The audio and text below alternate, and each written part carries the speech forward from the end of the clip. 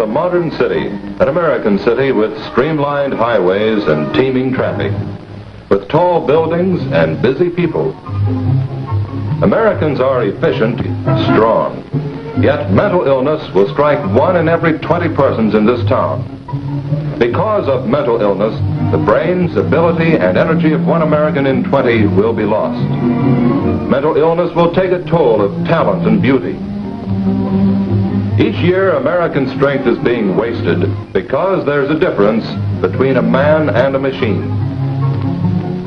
Because people hate and sorrow and fear, 1 in every 20 will go to another city, a city of the sick, a state hospital for the mentally ill. At a distance, the typical state hospital looks like an old-fashioned college campus. Built in a day of elaborate architecture, many state hospitals were more impressive than practical. From their gingerbread towers to their jigsaw doorways, early mental hospitals were solidly built custodial institutions, asylums where the insane could be safely secluded for years, perhaps for life.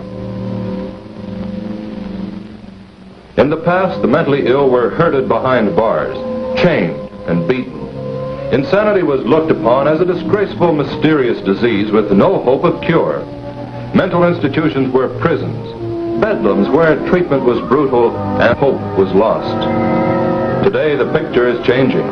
Iron bars are giving way to modern safety windows and to new ideas on the cause and treatment of mental illness. New hospitals, modern treatment centers, are replacing the asylums of the past. State hospitals are rebuilding, modernizing, expanding their treatment facilities. More than 175,000 Americans were admitted to the hospitals for the mentally ill last year. There are enough patients in this one hospital alone to populate a small city. Here live people from all walks of life, rich, poor, young and old, men and women from all races, nationalities, and occupations. The mental hospital today is a place where these people are being treated and cured. And I ought to know. I'm an attendant in this state hospital. My name's Harper, Bill Harper.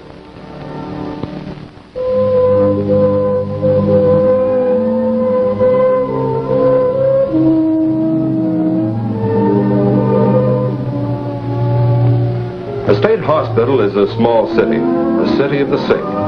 Living and working here, I've learned a lot about mental illness, what it is and what it does to people. I know the waste of human lives and the expense to the nation that mental illness causes. I know, too, the hope of those on the way to recovery, the hope of returning to their homes and families. And I've found that a guy like me, a psychiatric aide, and attendant in a mental hospital, can do something important towards the recovery of the mentally ill.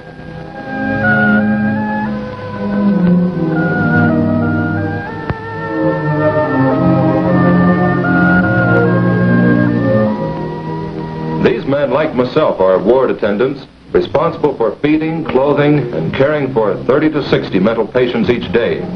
We're closest to the patient at all times, and we're the ones he relies on day and night. The attendant who knows his job and who understands the nature of mental illness can do a lot to help the patient along the road to recovery. In spite of long hours and low salaries, the ward attendant is a key man in the mental hospital. The way he does his job can make the hospital a prison or a real treatment center. Take Bob Shannon, for example. He's been showing 16mm motion pictures to patients who can't get out of bed. Jim Boda got his patients interested in indoor gardening, and now his ward is one of the most cheerful spots in the hospital. And old Johnny Mitchell, who's been here longer than anyone else. Johnny Mitchell, who gave me my first lesson in how to be a good attendant in a mental hospital. It was just a week or so after I'd taken this job. The whole ward was going out for an afternoon walk, all except one. And let's call him Mr. X. He didn't budge when I called him. This guy's tough, I said to myself. Can't let him get the upper hand. So I moved in.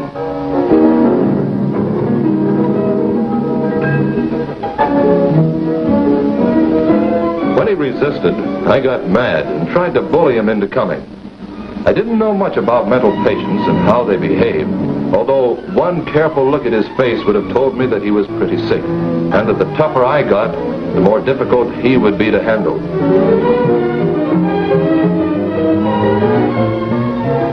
It was then that Johnny Mitchell came in, and I must have looked silly. Me, Bill Harper, 200 pounds, 6 feet 3. I couldn't handle a skinny guy like Mr. X. I was glad when Johnny came up and asked me if there was anything he could do. I said I didn't think there was anything anyone could do. But Johnny did. He was confident and calm, and finally Mr. X came around. I learned my first lesson that day. Johnny Mitchell taught me that patients are people, sick people. An experienced attendant doesn't get excited, and he doesn't get rough. And he doesn't have to be 6 feet 3 either. That happened a long time ago, but I haven't forgotten. Well, it's time to report for duty. We work 8-hour shifts in this hospital, and I'm on from 1 in the afternoon until 9 at night.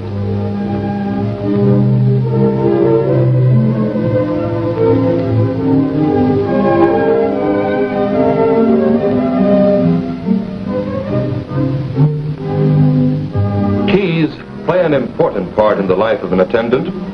Keys for wards, keys for medicine cabinets, keys for single rooms. Doors have to be kept locked for the protection of the patients themselves.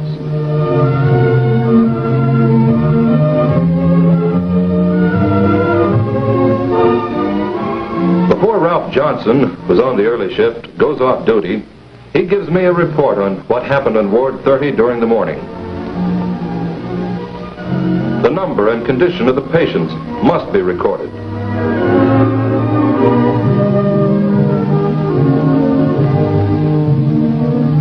Drugs must be counted and checked. All sharp instruments must be kept in order and kept under lock and key. Johnson knows the condition and actions of his patients. He points out those who need special attention. For example, a patient in a highly depressed, moody condition bears watching. He may try something desperate. If his condition becomes worse, he'll be reported to the physician in charge. Other patients may be scheduled for special medications or treatments.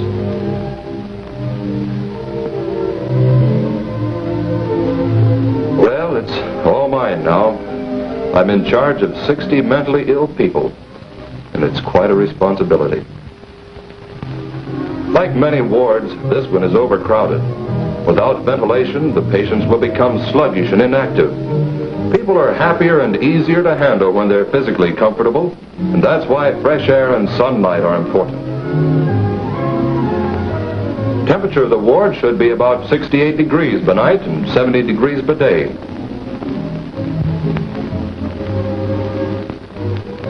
A bowl of flowers can cheer things up a lot, too. And a magazine or a book, for a time, can take a patient's thoughts away from his delusions and fears.